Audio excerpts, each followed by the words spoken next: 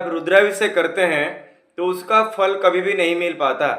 लेकिन आप परमार्थ के लिए करते हैं, कोई भी मनोकामना नहीं है, तो कभी भी रुद्राभिषेक कर सकते हैं।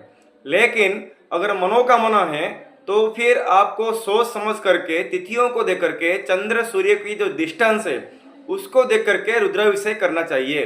जैसे कि शुक्ल पक्ष की द्वितीया और नवमी को, कृष्ण पक्ष की प्रथम प्रतिपदा, अष्टमी और अमावास को माँ गौरी के साथ महादेव होते हैं, इसलिए उस दिन रुद्राभिषेक किया जा सकता है। कृष्ण पक्ष की चतुर्थी, एकादशी, शुक्ल पक्ष की पंचमी, द्वादशी को प्रभु कैलाश में होते हैं, तो इसलिए उस दिन भी रुद्राभिषेक किया जा सकता है। और अभी कृष्ण पक्ष की पंचमी और द्वादशी को, शुक्ल पक्ष की षष्ठी और त्रयोदशी को भी नंदी पर सवार होकर के महादेव सारे विश्व ब्रह्मांड को घूमते हैं और हमेशा पृथ्वी के चारों तरफ रहते हैं। उसी समय भी रुद्राभिषेक किया जा सकता है। लेकिन जब कृष्ण पक्ष की सप्तमी हो, चतुर्दशी हो, शुक्ल पक्ष की प्रतिपदा, अष्टमी और पूर्णिमा हो, तो शमशान में समाधि अवस्था में होते हैं।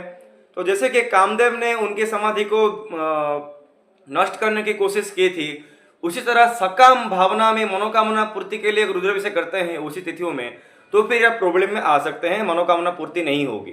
कृष्ण पक्ष की द्वितीया, नवमी, शुक्ल पक्ष की तृतीया, दशमी को देवता के साथ महादेव होते हैं, उनकी समस्या सुनते हैं, समाधान करते हैं। और कृष्ण पक्ष की तृतीया, दशमी, शुक्ल पक्ष की चतुर्थी, एकादशी नटराज की तरह वो क्रीड़ा, माइनस जो हमें अंग्रेजी में स्पोर्ट्स कहते हैं, तो नटराज की तरह वो क्रीड़ा करते हैं, नृत्य करते हैं, उसी दिन भी नहीं करनी चाहिए। और कृष्ण पक्ष की षष्ठी और त्रयोदशी और शुक्ल पक्ष की सप्तमी और चतुर्दशी को वो भोजन में व्यस्त रहते हैं, इसीलिए उसी दिन आप महारुद्राभिषेक नहीं कर सकते। लेकिन अगर आप ज्योतिर्लिंग के आसपास है, ज्योतिर्लिंग में करना चाहते हैं, श्रावण की कहीं पर भी अमावास और सोमवार को किया जा सकता है, ज्योतिर्लिंग में किया जा सकता है। और जो शिव प्रदोष व्रत या शिवरात्रि की टाइमिंग होती है, उस समय भी महारुद्राभिषेक किया जा सकता है। उसी समय हम शिव जी का निवास देखने की कोई भी जरूरत नहीं होती है।